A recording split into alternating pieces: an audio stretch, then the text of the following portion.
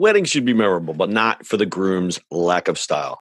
That's why our friends at the Black Tux rents suits and tuxedos that you'll love wearing at your wedding. So if you wind up getting featured on a list of 23 epic wedding fails, or say your reception table catching fire, your DJ playing Let's Get It On during the father-daughter dance, at least you know you'll look good for your close-up. Listen, guys stress about weddings too. Me, I've never been married, but I've had to rent quite a few bad tuxes in my day. Those rental stores, they're just renting you a penguin costume for the day. It's uncomfortable, it never looks right, and that giant bow tie, that's got to go.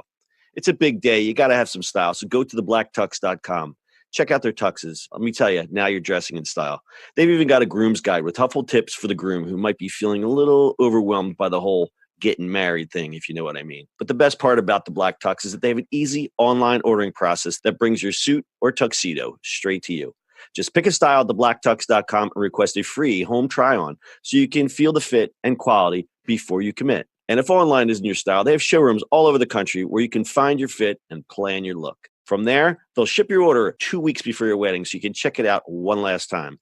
Talk about commitment. Over 5,000 five-star reviews across Wedding Wire, The Knot, and their own website. They all agree you won't find another rental experience or designs like the ones you'll find at the Black Tux. Grooms, if you want your wedding to be remembered for the right reasons, visit theblacktux.com/listen. That's theblacktux.com/listen for $20 off your purchase. Walk, don't run to theblacktux.com/listen to find a look for you and your crew. Theblacktux.com, formal wear for the moment. It's the E-Commerce Minute, your daily dose of e-commerce, tech, and retail news with your hosts, Bart Mraz and John Suter. The E-Commerce Minute is a production of Sumo Heavy, a digital commerce consulting firm in Brooklyn, New York, and Philadelphia. Find us on the web at sumoheavy.com. It's E-Commerce Minute, episode 330. In today's episode, BuzzFeed is opening a toy store in New York City. The New York Post is reporting that digital media player BuzzFeed is planning to open a toy store in the Flatiron district of New York City, just in time for the holidays. The news site's toy shop will be called Camp, and there will be a sales area in the front and experiential play area in the rear of the store. Camp is putting a twist on traditional retail play and plans to keep their store fresh by rotating in new decor and merchandise every few months. For example, 1 month, the store may feature a jungle theme and sell exotic stuffed animals, then switch to an oceanic theme or a sports theme. The experimental strategy is similar to another Manhattan store, Story, which incorporates a gallery aesthetic and changes their look and inventory every few months. Rachel Sheckman, Story's founder, is an advisory on the BuzzFeed retail project. Story was acquired in May by Macy's. The Camp store will be located in the Flatiron district at 110 Fifth Avenue at the north corner of West 16th Street, and boast 11,000 square feet of space, as well as a 2,500 square foot basement. The Joe Fresh casual retail brand formerly occupied the Camp space. BuzzFeed's retail ambitions reflect the wide gap left in the toy sector after the demise of Toys R Us. Amazon, Target, and Walmart have already expanded their offerings for the holiday season to capitalize on the closing of the store. So, welcome to BuzzFeed's another experiment. Well, they can, I guess.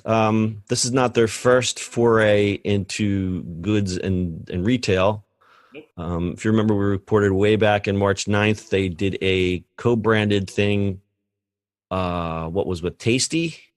Yes. Well, I mean, Tasty is theirs. So right, but I'm saying with Tasty, the Tasty kitchen goods. Yes. So Tasty, I mean, it got started accidentally by them, and then they went, "Oh, wait, this works." I don't see as many Tasty goods, Tasty videos as I used to. Because there's other things out there. So you think my algorithm is just saying I'm tired of Tasty? Yeah, but I would rather have more Tasty than some of the other garbage out there. Right. Anyway, yeah. I mean, BuzzFeed does these experiments. I mean, they've been famous for doing obviously all the headlines, all the catch headlines, and doing stories. And as a media company, I think they've been doing pretty well. So why not try something new too, right? You won't believe what happens next. Is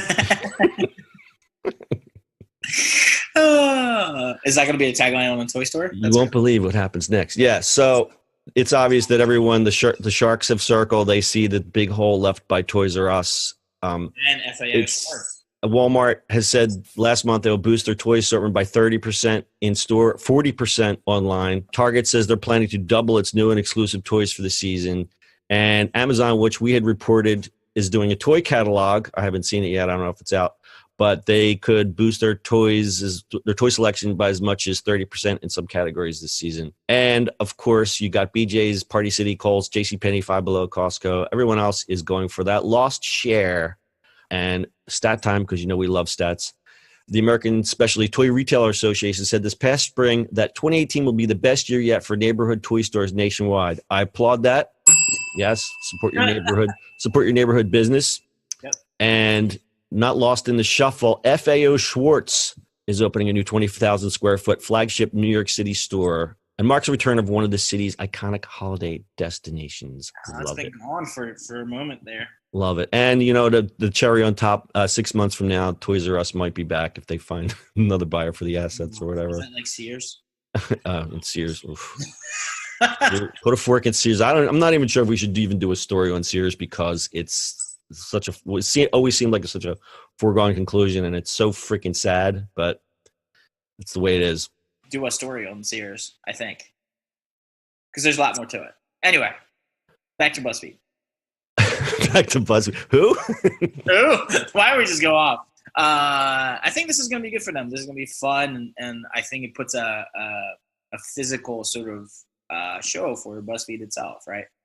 Well, it's interesting that it is not the first time that they've done this. So I'm just wondering what their ambitions are, because everyone now seems to know what BuzzFeed is, but then now it begs the question, what does BuzzFeed want to become? BuzzFeed wants to become some sort of brand, or do you think they're just capitalizing on things and just being experimental and saying, throw it up on the wall and see if it sticks? I think they're making it experimental fully for now. And, they're a media company, so they'll figure out other ways to channel their influence.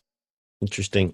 No, I think I looked at it and I kind of was, I did one of that, like when the dog turns its head sideways, it goes, toy store. And then I went, well, why not? Because they have the name cachet. They could do it as a pop-up and just be like, hey, it's just a fun thing that we did. They'll make money off of it. I don't see how you lose. So, if anything, brand awareness, if they're putting this thing right in Flatiron, it's like brand awareness right there during the holiday season. So we'll see. It doesn't really say that this thing is going to stay open forever and ever. It might just be there for 6 months, might be there for a year, it might be there forever. You never know. All right, very good. You got anything to add? Shop at your local toy store? Yes. Shop at your local neighborhood toy store. Sorry for the BuzzFeed. Sorry, Wait, BuzzFeed. could they be considered a local toy store? Yeah, because it's only one. Right, there you go. Support your local toy store. All right, that's your e-commerce minute for today. We'll see you on the internet tomorrow.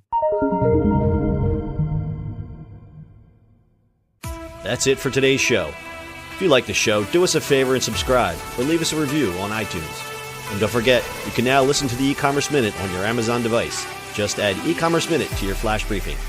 And finally, if you have a comment or suggestion, or just want to say hi, find us on social media at Sumo Heavy.